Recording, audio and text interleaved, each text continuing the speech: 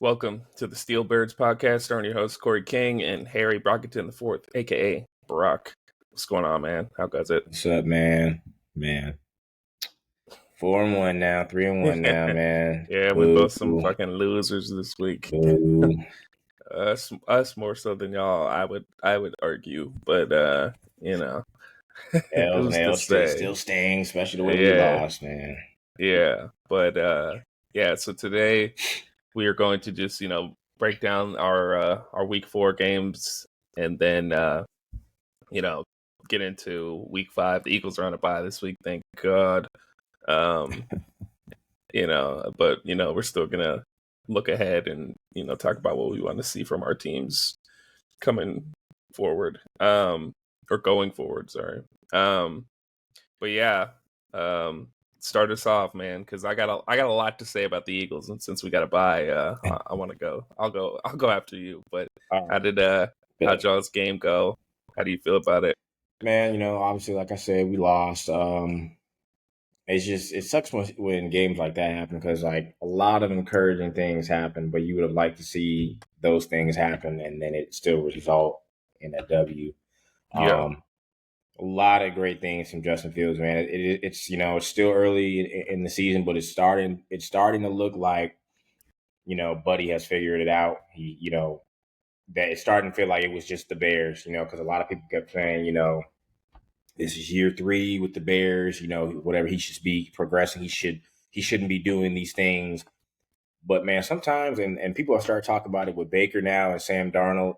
Sometimes when you're just with a bad team in a bad ran organization, it's not going to matter. You could, we don't know how Patrick Mahomes or Tom Brady or Peyton Manning would be with bad organizations because they didn't go to bad organizations. But I think we would even see those, upper echelon dudes not be who they were if they were in those situations. And I'm not, comparing Justin Fields to those people. I'm just saying, when you're in a situation where your talent is kind of being held back, well, what are you to do, basically? And so I think now, with the Steelers, he gets to play, with an elite defense who wasn't so elite, last Sunday, but who usually will play elite. And now he's in a system and offense that is like tailored to how he plays. And then on top of that, he's, dialing back the turnovers and the sacks and the fumbles that he usually takes, not throwing the interceptions and, taking what he can with his legs. And so I'll just say right off the bat, I was really encouraged by how he played because, Steelers fans who are seeing this, that, got some years behind them, they know when we're behind, the game is over. Especially since Big Ben has retired, if we are behind, there is 0% chance. I don't care if you go to ESPN and it tells you we still have a 27%, 40% chance to win the game. If we are down at least 2 touchdowns, the game is over. And so, for him to bring us back and to score 3 straight drives, that's also something as a Steelers fan since Ben has been retired that you don't see. You don't see us score 3 straight drives in a row. Which is sad because that's not something that should be crazy. But I'm just saying, he was doing a yeah, lot of things in that game with his arm and his legs where we were right there in it. And it's just unfortunate, we have a rookie center that really hasn't been, cohesive with Justin, with the snaps for whatever reason. Justin was with the one since training camp because Russ has been injured. And Zach, even though Nick Herbig was our center until he got injured, Zach has gotten a lot of the snaps. You would think by now it's kind of gotten under control, but whatever, he's a rookie. What happened, and we ended up losing. You never lose off of one play, but that was a play where we were driving, and at the very yeah, least, we would have, devastating. you know what I mean? At Yeah, the very least, we would have got a field goal. But in my yeah, opinion, I think Justin would have got us, in scoring position to score. But then when you go from 1st and 10 to 2nd and 22, it's a wrap from there. So I'll say for Justin, regardless of how it shaked out, definitely gets an A. The defense gets, a D. Only reason why they're not getting an F is because at the end, they got us in the position to get the ball back to go and do, what Justin ended up doing. But the majority of the game, they were completely awful. We sat in cover 3 for the majority of the game, and Shane Steichen just basically was dicing us up, terribly. We didn't even have to really deal with Anthony Richardson, which I feel like would have been a problem because we were kind of, you know, we weren't showing that we were ready for him to run the ball, which at this point we already knew he was a dual threat, so we should have been. But then Joe Flacco comes in, he's still, dicing it up. Michael Pittman has over 100 yards. I don't think Joey Porter Jr. followed him on every snap, but he was on him majority of the time. Not very good. Had 2 opportunities to get interceptions. Didn't get any of those. Didn't capitalize on those. I think Patrick Queen had another. It feels like this third week in a row he had an opportunity to get an interception. He doesn't capitalize. We didn't get any turnovers really, and that's what was the deciding factor really. And that's what we were doing the past weeks. Is the offense was starting slow, but the defense was just playing out of our mind. Getting sacks, getting forced fumbles or interceptions, and that just wasn't happening. 1 sack on the game. So that was really the big thing, was regardless of kind of another slow start for the offense, the defense just didn't get it going. And so the offense finally, at a certain point, started playing well, but we just couldn't play well, I guess, at the same time. And so that's just really frustrating to lose the way we did. That definitely should have been a dub, regardless of how, because sometimes it's not how you start the game, it's how you finish it. And so with that, we definitely should have ended up winning that game. But it's on to Dallas, and we got to put it behind us. And hopefully, this week we can kind of have it go both ways, where the defense doesn't shit the bed, but the offense can start off fast with them, so that we can have some cohesion. And that's kind of what Arthur Smith and Justin Fields and pressers have been talking about, which is can't be starting the game slow, man. It's all great to end up playing very well at the end, but these high power offenses that are scoring, like the game that we saw last night, from the first drive, both teams going nuts. That's what you need, And so just looking forward to that happening on Sunday, and we'll see what happens. Yeah. No, that should be a good game for sure. We'll talk more about it in a sec. Definitely. But yeah, so oh God, where do I start? With the Eagles, man, like coming into this game, I'm gonna talk a lot about just how just poorly coached they are, and just how like sloppy and bad of a team they've been and are. But just coming into this game, I think the Bucs were bottom 10 in the league in rushing yards allowed per game. And Jalen Hurts historically against this team, against Todd Bowles, has struggled to pass the ball. It was going to be 100 fucking degrees. Our top 2 receivers are out, and our starting right tackle is out. And what do we come out and do? 2 of the first 10 plays were passes, and we were getting negative yards on those drives.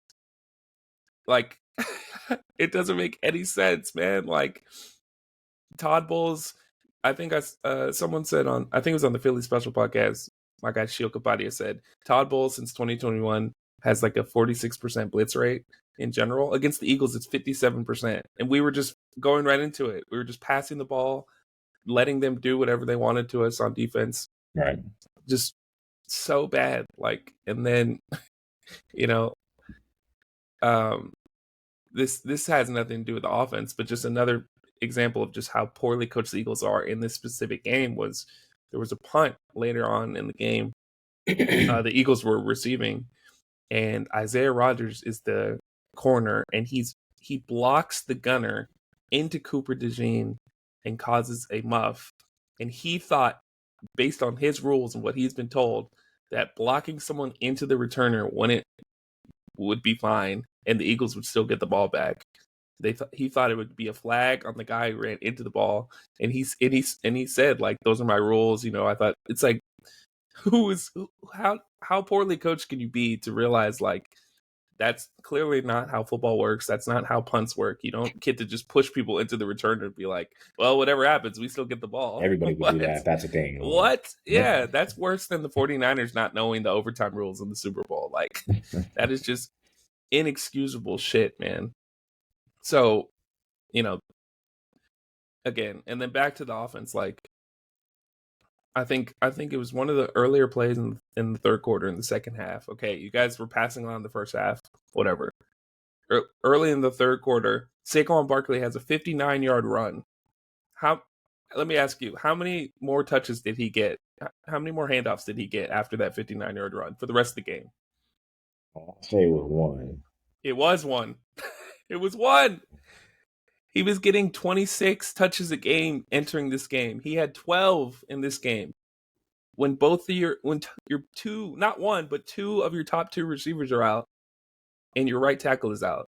You're passing the ball for no reason, and your best offensive player easily, the only reason why you're not 0-4, you give him 12 touches.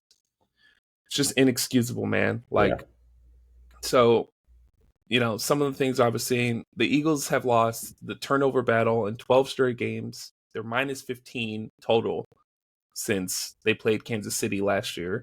They've been the most penalized team in 3 out of their 4 games. They've lost the turnover battle in all 4 of their games this year. They have the most turnover. They're tied for the most turnovers in the league, tied for the second fewest takeaways, top 10 in penalties, top 10 in missed tackles. They're the only team in the NFL to not score in the first quarter. It's like, for a head coach who just preaches fundamentals and doing your job and all this shit, where is it? Like, what do you do as a head coach? Why is your team so poorly ran, so poorly organized, so bad at everything? What do you do here? You don't call plays. Well, so it seems like you are, because our offense doesn't even look like a Kellen Moore offense right now. It looks like a Nick Sirianni offense with like a little bit of motion, and even those motions don't even look right. Like, you're giving the defense time to adjust on some of those motions because they're so fucking slow. Right. It's pathetic. It's pathetic, man. Over the last 11 games, the Eagles are 3-8. They've allowed 310 points, and they've scored 218 points. And in Doug Peterson's last 11 games, the Eagles were 3-8. They allowed 273 points, and they scored 221 points. What's the difference between the last 11 of Doug Peterson and Nick Sirianni? Nothing. Both teams were awful. The quarterbacks look broken. The defenses can't stop a nosebleed. Like, there's just nothing promising about either of how those Eagles teams look right now. And if you fire Doug Peterson for all that, Nick Sirianni has done less. At least Doug Peterson won a Super Bowl. What has Nick Sirianni done? Fire him now. Start the bye week off right. They should have. Fire him now. You were debating firing him last year. Get it over with. The season is basically done with. Maybe you can salvage, escaping and getting a wild card, but you're not winning the division. Give it, the fucking Commanders or the Cowboys are going to take it. It's just, it's so bad. There's nothing that I can think will save our season other than the fact that our offense is too talented to be this bad for this long, especially when healthy. Our top 3 players were out: right tackle Lane Johnson, AJ Brown, and Devontae Smith. So when they come back, we're obviously going to be better. But just Jalen Hurts just doesn't look right, man. He's had 27 turnovers since last season. That's the most in the league. He's had 12 straight games with the turnover. He has more. I think he has more turnovers. I think he has more fumbles than touchdowns this year, which is insane. Like, it's Do you feel like there might be something that comes out that possibly has to do with a lingering injury that maybe you guys as an organization hide, or maybe he's just, because we know because to your point, not just like him doing the turnovers and everything, but like we've talked off air about how he even runs the ball. He doesn't run the ball the same, and even though he's not old, it's not weird. Like he has all these miles. Like he's younger than us. Like, we're still considered young. You know what I mean? So it's like, what's happened with your knees, bro? Like, you can't cut the same. And like, I know he had that game where he was running pretty well. I think it was 2 weeks ago.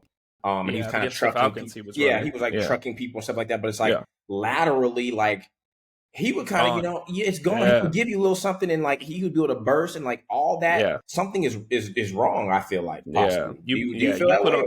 You put on the 2021, if you watch him versus the Saints in 2020, when he was like, that was like his second, I think his first or second start ever. He looked like Lamar Jackson. He was fast. Like, he had lateral quickness. He was able to, juke dudes, everything. Yeah. I mean, coming into this year, at training camp and stuff, people were saying he looks super fast. He looks back to normal. They didn't. they didn't make it seem like there were any lingering issues or lingering injuries. So, Man, I don't think he's injured. I think he just doesn't have the same explosiveness that he used to, and he still has some north south like acceleration when he gets going, but I think the lateral quickness is just not gone. there. Yeah, That's crazy, but man. Yeah, that's unfortunate. yeah, If that yeah, if that but it is just really what it is, like that's very young to have that happen. But hey, man, everyone, I know you know this, but for people that don't know, if you watch an Eagles game, they're gonna bring up at least 4 to 5 times about Jalen Hurts being able to squat 600 pounds. That is gonna yeah, be said at least 4 to 5 times. And you know all right, what? Maybe a quarterback shouldn't be squatting 600 pounds. In yeah, college, that's clearly, fine. You know what I mean? You're 19, yeah, 20, 21, whatever. But maybe he shouldn't be doing that anymore. Don't know if he still does it routinely, but maybe you shouldn't even be squatting 300 pounds. Do some other type of leg workout. yeah, But maybe, you know what I'm saying? That's not always, especially as you get older as an athlete, you're in the NFL now, what you should be doing. So I don't know. But yeah, I definitely yeah. agree. That's just Do some crazy. plyometric shit, do some other Something. shit, but Yeah. yeah, this ain't it because whatever he's doing isn't working. Yeah. Saying Bible quotes after games at press conferences isn't going to save you. We will we will ship you out of here with the quickness. Uh, But like, and again, back to the coaching, back to the offense. Like we're talking about Jalen Hurts in the past, but like Kellen Moore in the past, this offense just doesn't look like his own offense. Like again, last year the Eagles were 32nd in throwing to the middle of the field. Where do you think we rank this year? Let me probably ask you 37. again. Probably We're 37. 32nd again at 8%. 8% Oh, we're throwing to wow. the middle of the field. Yeah. We've only had 23 plays under center total. 6 plays total under center play action. Like that's not the Kellen Moore offense. Yeah. You watch those old Cowboys games, the Chargers last year, they're doing all types of shit. Play action under center, throwing to the middle of the field. Is it Is it the Nick coaching? Sirianni? Yeah. Is it Nick Sirianni Is it having not too even his much fault? input? Right. Or Right. is it, or again, it could be Jalen Hurts, man. Maybe in 4 years he's had 4 different offensive coordinators now. Maybe he just doesn't want to throw to the middle of the field. Maybe it's on him. I don't know, but they got to figure Yeah. that shit out. A lot going on. It's a lot. It's bad. Lastly, with the offense, because I've been yapping, um, Jalen Hurts, just his time to throw, just something that I've always been worried about with him because coming into the NFL, it was a struggle. He held onto the ball too long. It felt like he couldn't process or, whatever you want to put around it. Just time to throw. In 2021, it was 3.18 seconds. That was the highest in the NFL. In 2022, the 1 year he looked like a fucking Pro Bowl, All Pro, outplayed Patrick Mahomes in the Super Bowl type quarterback. It was 2.8 seconds, which was 14th in the NFL. 2023, 3.11, fourth highest. This season, 3.15, second highest. So again, it's just like the 1 year where we're like, oh, Jalen Hurts figured it out. He looks great. He could be our quarterback for the next 10 years. He was getting the ball out quickly. He looked decisive. Now it's just back to his old ways. He doesn't look any different. And it shows because it's every year when we play the Buccaneers, 2021 in the playoffs, 2023 in the playoffs, 2024 this year. He just looks pedestrian and it's terrible. Yeah. So it's something that needs to get addressed. He needs to find a way to get rid of the ball quickly, limit the turnovers, and run and look normal when he runs. Yeah. But I definitely until think it's a then, combination of what you're saying. It could just be, nobody, I don't know anybody who's had, a bunch of different offensive coordinators who just like, is thriving. That obviously is frustrating regardless of how talented you are. But also just the Kellen Moore thing too. I think Kellen Moore just, we don't know him personally, but like just from watching him on TV and maybe from pressers and stuff like that, he just seems like a very like laid back, reserved, quiet type of dude kind of thing. And Nick Sirianni is, for lack of a better word, insane. We'll just say that. And yeah, their personalities are very different. And I think obviously Sirianni has the more dominant personality, as we've seen how he acts versus Kellen, and maybe he is able to like bully or have some. I mean, he's a head coach, but have more authority over what is being called when the whole reason of having the OC position is because that's supposed to be their stuff. Like that's not Right. you can have That's some why you brought input. him in. That's Yeah. why you have that position, period. But it's like no one's saying on certain plays and certain situations you can't say, wait, hold up, like I want this play in here. I think we should do this. That's fine. As the head coach, you should be doing that. But I think that should be happening like 10% of the time, maybe 15% of the time. Yeah. Majority of the time, it should be for the dude that you're paying to be the OC. That's what his job is to be. And if his offense was working with these other teams, and that's why you wanted him to come and do that here, why are you messing with that? And so it Yep. just goes all to what you already said. And, old boy needs to go. He needs to go yesterday. Yeah. Because I mean, yeah, and it's clear the only year where it wasn't an issue was 2022 when Shane Steichen had full control of the offense, and the end of 2021 into 2022. That's the only time it looked normal. But last year, Brian Johnson got fired, and look at what he's the pass game coordinator for the Commanders right now. Look at what Jaden Daniels is doing. And Kellen Moore was he was a good offensive coordinator coming into this year, and look at how the Eagles look right now. So it's like, is it the offensive coordinator, or is it the guy, trying to control the team, be the CEO, and right. have his input on the offense, all this bullshit. Yeah. But wanting to have, all the power and that type of thing. So yeah.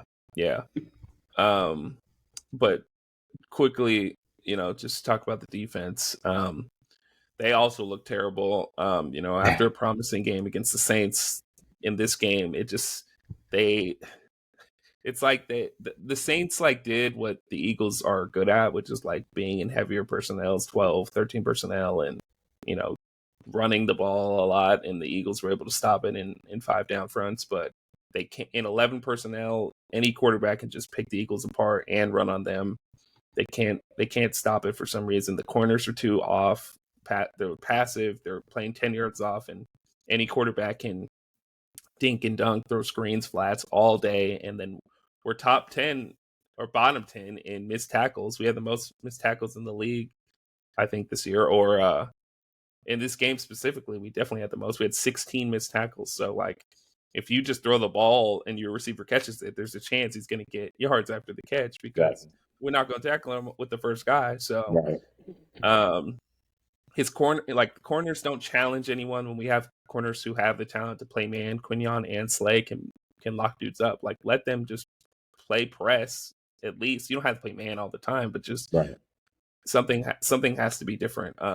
Like in terms of just EPA per drive right now, Vic Fangio's defense is currently worse than what Matt Patricia's was when he took over last year. It's the 5th worst in EPA per drive since 2022, which includes the fucking Super Bowl when Patrick Mahomes got stopped 0 times in the second half. So, like, our defense is in shambles. There was one point in the game. This is when I basically, I didn't stop watching, but this is when I knew, like, this game was unsalvageable. There was a point where they showed a graphic, and I think it was 3rd and 12, and then they showed a graphic, and they were like, the Bucks have 13 first downs, the Eagles have 0 first downs, and then the graphic goes down, and you see Nolan Smith standing over Chris Godwin one-on-one in coverage. I did see that. Yeah. And Chris Godwin obviously wins the route and gets the first down with ease, and I was just like, this is insane, man. Right. Why do you have your first round defensive end covering Chris Godwin, who's a top 5 receiver this year? Like, what are we doing? It just kills me, man. Like, and I'm done. I'm tired of talking about the Eagles. They're awful. But just to wrap it up, same with the offense. For the defense, I looked at what was Baker Mayfield's time to throw. It was like 2.06, I think, or 2.08, and I just quickly looked. That's the fastest time to throw he's had in a game in his career. What are we doing, man? You watched. He was just able to do whatever he wanted. Got the ball out so quick. People want to bitch about the defensive line. No D line can get to someone in under 2 seconds. Yeah, nobody's doing that. Yeah. What? Like, it's the whole team is just poorly coached. It seems the game plans in general just aren't cohesive. Nothing makes sense to me. So I'll just hop into what since we're going to talk about next week. For week 5, the Eagles are on a bye, but just going forward, for week 6, we play the Browns, man, and that defense is stout. The Bucks defense is all right. They have a great coach, but the Browns defense was top 5 last year, and this year they're still looking pretty good. So Yeah. if the Eagles can't find a way to, get the ball out quickly, run the ball well, throw to the fucking middle of the field, use motion, play action, do different things, it's going to be a bloodbath on that side of the ball. And then defensively, Deshaun Watson is one of, if not the worst quarterback that's starting right now. So I'm not worried about him. But if he looks good against us, it's beyond over. Like if there's a time for Deshaun Watson to have a comeback, it's going to be against this defense. If we don't do things differently and, have at least our corners and safeties challenge receivers at the line of scrimmage, not have fucking D linemen covering receivers in the slot and, getting pressure with 4 linemen. You can't assume that we have to be in 5 down fronts to get pressure. It has to we have to get home with 4. And that starts with the coach. So he has to find a way. This is why we brought you in, Vic Fangio, not people who run your scheme. We got the guy who created the scheme, the Fangio defense. It has to be better, or it's going to be a long year. So that's enough about them. Yeah, man. So, obviously this week we got the Cowboys. A lot of people have been talking about how, and I knew it was coming, but how the Steelers have kind of gotten lucky because, Kirk was kind of, he's still coming off the Achilles, so it doesn't really matter, but he's coming off the Achilles and it was his first game. And so because of how he's playing now, we kind of got lucky in that game. And, that's why we won. And then the Broncos, we play a rookie and we barely beat them. So it's like we got lucky. If it wasn't a rookie, we would have lost that game. And then obviously we play the Colts, and what happens. And I feel like every single time we're getting these wins, it's an excuse. But then when if we lose, that's who the Steelers are. Especially from guys like Colin Cowherd. For some reason, he has like a extreme hate for the Steelers. Chargers is also the other one I forgot about. Justin Herbert, didn't play the full game, and they had some, Josh Palmer, he didn't play, and so those are all things that were highlighted, and that's why we were able to win those games, and then we lose against the Colts, and those are the Steelers, and it's kind of just like, all right, that's lame, but if we're gonna do that, it needs to be for every single team. Every single team needs to get their credit taken away when they beat teams. And then if the team ends up being good later, we take that. Don't just do that for, because it's Mike Tomlin or whatever. I don't like that. Like I said, it's just kind of lame to do that. So with the Cowboys, the reason why I'm bringing all that up, Micah Parsons probably not going to play. DeMarcus Lawrence not going to play. He's going to be out for some weeks.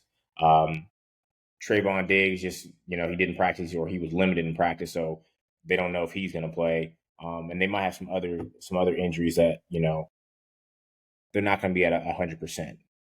If we win the game, is that going to be the storyline again? They didn't, what I mean? And this is football, and this is at the highest level. I know they've made the game safer, but it's still a car crash every play. This is still war, basically. Yeah. And what happens. And when the Steelers don't have their players, it's just, they're supposed to be next man up. You're supposed to have the depth, and, they should be prepared for that. So why isn't it the same tune, the same story for these other teams? If we didn't have TJ and we didn't have Justin, we had to roll with Russ, and, we didn't have GP, and that means we really have no wide receivers. What would they say? And so it's like, I don't want to hear any of that. The game is still going to be hard regardless. They still have a lot of young pieces that are starting to step up, DeMarvin Overshown, their young linebacker who was out last year. He didn't get to play. He's starting to become, promising. They have a young edge rusher out of Western Michigan. Blanking on his first name. His last name is Nealand. He's been playing very well as well, rotating in with Minka and or Micah and DeMarcus.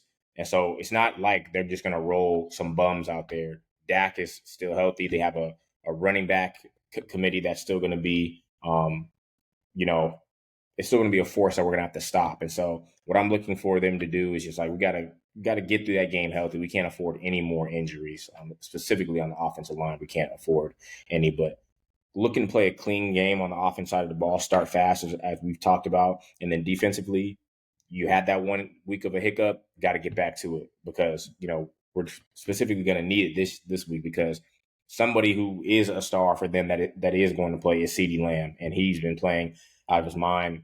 Definitely feel like he's entering, top 5. He's definitely already a top 10 wide receiver. Joey Porter Jr., he's been good early. He locked down Drake London. He locked down Cortland Sutton. He was able to do enough with Quentin Johnson. He's had some good games when he's locking down some of these guys. This is going to be a good test for him. Whether he is going to shadow CD the whole game or not, whenever you're on him, you've got to shut him down. That's something I'm going to be looking at to see if he kind of can bounce back. If he can force some turnovers, get some interceptions, got to capitalize on him. Can't be dropping interceptions, especially easy ones. And then just Justin to take that next step and to continue to lead the offense and to start fast. He talked about in the presser, it's not some magical thing that you have to do or ritual before drinking a different type of Gatorade. It's just executing and doing your job early. It's not waiting for things to happen for you to start doing that. So he said that was good to say that, but I want to see him actually do it and execute it. So regardless if they're drawing up the right plays for splash plays, trust your arm. He's accurate and he has a strong arm. That's never something that has been a knock for him. So trust it. You have a guy in George Pickens who really is not a 50-50 ball guy. He's an 80 or 90 guy where he's going to, get the ball majority of the time, give him a chance. A lot of those times guys like that, they come up with those big plays if you are giving them the opportunity to do that. And so those are some of the things that I want to see happen because this is not a lackluster team. This is definitely a team that's going to come out and regardless of how much we clown the Cowboys and how they've lost in, the games versus the Niners and the NFC Championship or whatever it's been, they do start fast and they do play, a quality a quality game all around. They don't mess around. And if people are beating them bad, it's because they're just flat out playing bad. So for us, we don't have the opportunity to do that because like I said earlier, especially if we're playing from behind, we're not equipped to do that. And even though I liked what I did see when we were behind, that's not something that we want to have happen. Just play even kill, be able to start fast, play fast from the beginning, and then good things will happen. So really just looking for that to happen and hopefully, we come out that game injury free just because, we've already dealt with so many injuries. Can't afford anymore. Yeah. Yeah. I mean, luckily for you guys, it's in Pittsburgh. So, the Cowboys aren't the best road team, but yeah, you gotta watch out. That don't matter for us, which is another embarrassing thing, as loud as our fans are. And it also as great as our fans travel, we have one of those fan bases, top 3 fan bases where you see us everywhere, but specifically at home, everyone's going to show out. But, everyone shows out and you still lose or you still, lay a goose egg and just play terrible. That's something that Steelers fans are accustomed to, specifically, again, after Ben has left. And that's another thing that I'll say to really wrap that up is just like everyone has kept talking about how, what is going to happen after Ben. And like you get lucky and get a quarterback that, gives you 2 Super Bowls. I'm lucky to have been alive and remember and see watching both of those games and seeing that happen. But it's like certain franchises either never get that person or as a fan, you never get to see that person or you only see it like once and then it never happens again. Like we talk about how the Green Bay Packers have gotten lucky and we've gotten to, to see that out of their fan base. I don't want that happening for me in my experience as a Steelers fan. I don't want it to just be, I got to see, Big Ben and then it never happened again. So I'm really just hoping, Justin locks it down and people can stop saying, since been, and it can just be, Justin has us for this next decade, whatever, however long he can play. So hopefully that's what continues to happen throughout this season, and he gets his contract at the end of the year. Yeah, nah, I feel that. I just to quickly, talk gambling here with y'all's game is definitely one that I'm looking forward to seeing, because it's Sunday night also, right?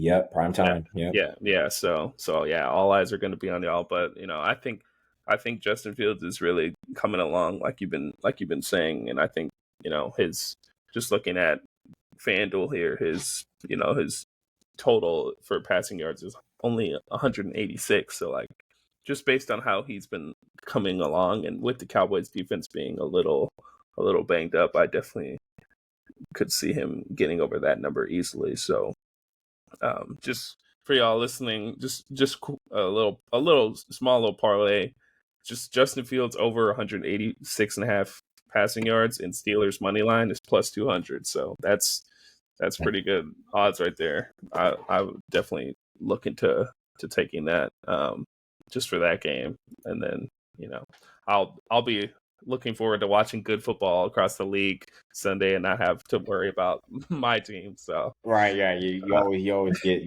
that free bubble gut feeling when you could just be like, what, I'm watching these games, I have nothing, no stakes in it at all. So yeah, but let's hop into grind our gears and wrap this thing up. That.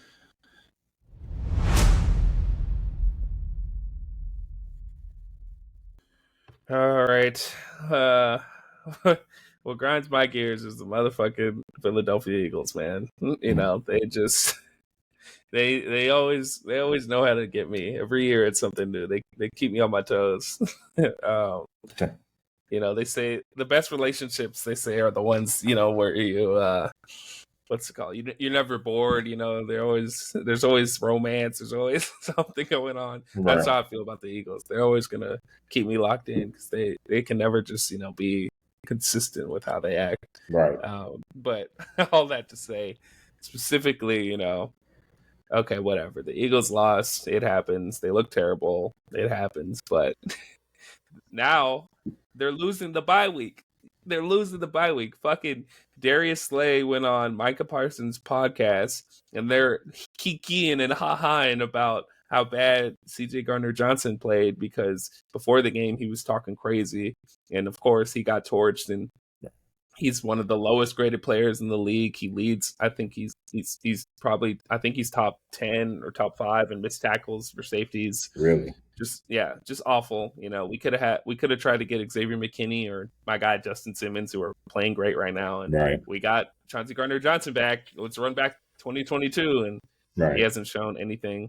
There's memes going around of, it's a screenshot of every single picture of him like giving up a touchdown from each game this year, because he's given up a touchdown 4 games in a row. Right. Most recently, when Mike Evans scored, he had his hands out talking about he pushed him, but some dude co-tweeted it and said, "Here comes the tickle monster," which destroyed me. That was a great tweet. Yeah, it's just embarrassing. But all that to say, it grinds my gears that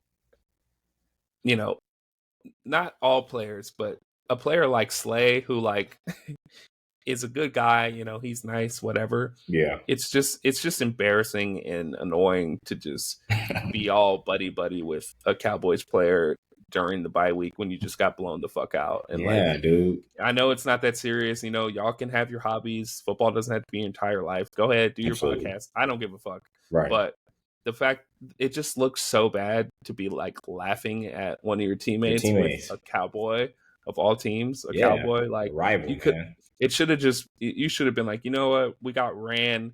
Let's table this podcast appearance. I'll come back another time and give you 2 hours. Whatever. Yeah. Because people were saying a few weeks ago when the Eagles lost to the Falcons, I think Saquon was supposed to go on someone's podcast, and he was like, nah, it's the optics right now. That's not ideal. Using up here. Yeah, simple. But nah, Slay want to be buddy with everyone because he's Mr. Nice Guy. Just a goofy dude. Constantly on Twitter. Him and his fine ass wife are always on Twitter looking for his name, and anyone who says anything bad about the Slay name, they're always in people's mentions and shit. It's like, Yeah. it's annoying, man. And of course, after that happens, I think the next day, Johnson Gunner Johnson posts on his Instagram story, just damn ... Nah, I did see that. It's like, man, the Eagles got middle school girls for their defensive back room. Like, Just it's drama, just man. drama. What? And they're already poorly again. This is on. I blame Nick Sirianni too on this. It's like, this is one of your captains. This is your culture. It's dudes, fucking around on podcasts, talking shit about teammates, and Right. now they're quote tweeting and subtweeting each other and shit. It's like, it's terrible. It's all that to say, the Eagles lost again. They lost the bye week. They're fucking 2-4 now. So yeah, that's tragic. Yeah, or 2-3, whatever. But yeah, what you got, man? I mean, I've already talked about how I felt about the refs, so I'm not going to go into that again. But I know you've seen how bad the reffing has been this year. Yeah, on both levels, college and NFL. So I'm not going to say anything really about that, but that they need to get that together. But I will say again about media and how I said that the refs may need to start being held accountable for the things that they do incorrectly, and they can just do whatever they want. God damn, something. Media, I think, needs the same type of, because the media, whenever they can get a player by asking a certain question or by, getting them in their feelings after a loss or something like that, they always will say, well, they have to answer our questions and they have to be here and they should be acting professional, all those things. But what about y'all? Because y'all are working for somebody too. You guys should be being professional as well too. And what I mean by that is asking about the game and maybe asking tough questions about said game, about maybe turnovers and maybe the offense starting slow, whatever. Those are all questions that probably don't want to be answered, but they're tough questions. They should be asked. You should have to answer those questions if you didn't perform. My problem is when they try to ask questions to purposely, get a player out of his role, out of his feelings, and start acting great. So it wasn't early, it was after the game. They asked Justin Fields about what, is going to happen because he lost finally, and he answered, correctly and just said, it's one game. We got to come back, have the same game plan to start fast, limit the mishaps and stuff like that. But then in practice, they wanted to ask him, well, Russ is kind of, nearing 100%. Like, does that make you feel some type of way? Are you nervous about him coming back? And it's like, bro, Russ has been nothing but a great teammate the whole entire time. He's never started anything. They've never had any type of beef. If anything, Justin has talked about how much, man, I met this dude when I was younger, and now I'm playing with him, and he's been nothing but like a great mentor. Like, they've shown a picture of them together when Justin was younger, and so I hate that's like what they're trying to start. Like, Russ is coming back. Like, are you afraid? Like, the question was literally phrased that way. Like, do you feel some type of way about him? And it's like, why would he be mad that now his teammate is healthy? That is a crazy question to ask. And Justin again answered it the correct way and said, I only can control what I can control. Me being named QB1 or me keeping my role, I can only control me being on the field and doing what I need to do for them to make the decision. But at the end of the day, I don't make that decision. But no, I'm not upset about him being like, that's great, and I'm glad that he's back. But it's like, why even ask that question? And sometimes I don't know if it needs to be other players that might be in the room next up to get interviewed, or even maybe coaches being like, he don't need to answer that question. Or next question, right. Make them feel stupid about asking a dumb question like that, because man, get the tomatoes out. You know what I mean? Like, it's like I would be getting fined, terribly, because I'll be in there talking about that's stupid. Next question. Because I would make you feel like the dumbest person on the planet for asking me like that, because that's not even what we're here for. Ask me about the Colts loss. I might not have to want to talk about how I just fumbled or how I missed that third down catch.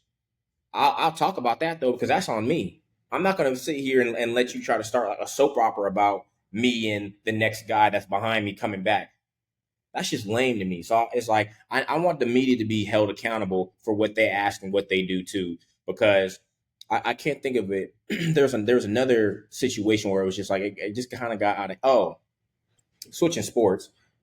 Draymond was asked about how he feels about the season if he's going to be around during the season, and he basically told the dude, "Why would I not be around?" And the guy kind of went back and forth with him, argued with him about about how he gets suspended and things like that, and he was like, "You seem to be more worried about me getting suspended than the Warriors because we're fine over here, we're good." Right. And like I really Right. liked how he handled that question, but at the end of the day, one, the question never should be asked, and two, they went back and forth for like a good 3-4 minutes.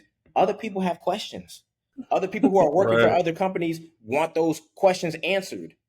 They let them go back and forth. Now that's fine because Draymond was defending himself, but it's like back to this same thing.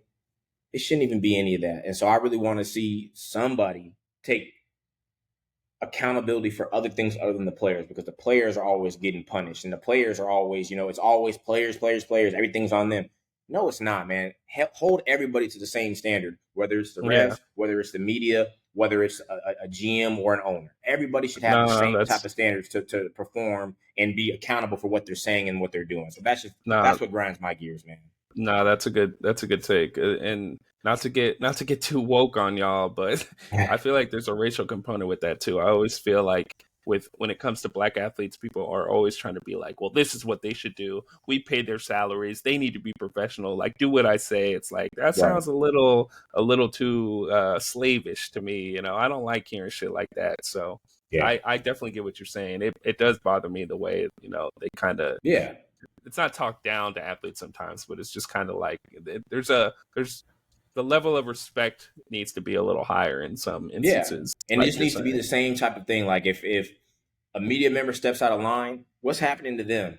Are they suspended without pay? Are they fired? Something needs to Definitely happen. And not. what Nah. happens with a ref when they miss a crazy call that they always say not one play defines a game, makes you lose a game. But there are times where it changes momentum, it changes the outcome of a series, whatever you want to say. What's Yeah. happening to them? Nothing. So let's have it where if you wanted everything to be equal and protect the players, but all those things that we've talked about on here, okay, let's have it where everybody else that's involved with this game too, that's making billions of dollars, let's have everybody be held to the same type of accountability and standard, because it's just getting annoying at this point where everybody seems to be able to do what they want and get away with things other than the players, which is about the players. Everybody, I'll say this too, everybody wants to act like the main character and they're not the main character. I don't care if you're a third string dude on the bench. That person matters more than any ref. That person matters more than any media person. We don't care about Right. y'all. Let's make that very clear. We don't care about your questions. I don't care if you went to Harvard. I don't care anything about your life. I'm going to just be very real with you. Same thing with the refs. I don't care. Nobody does. So stop acting like everybody's watching every week for Right. you. Stop trying to Yeah. do that. Giving refs microphones was a fucking mistake because now they just want to talk all fucking game. No one wants to No hear one wants to. Cleat Yeah. Blakeman and all these dudes talk No. about whatever penalties are coming about. Yes, Right. So I'm with you. I Good would, I would takes. like I would like to see that. Yeah. Yeah. Well, you know, we will be back next week. See how the Sunday goes for our Steelers here, and hopefully the Eagles will figure it out come week 6. But yeah, please rate, review, subscribe on all streaming platforms. You follow us at Steelbirds Podcast on Instagram, and at It's Boy CK, and at Brock_IV. And we will catch y'all next time. See y'all next time.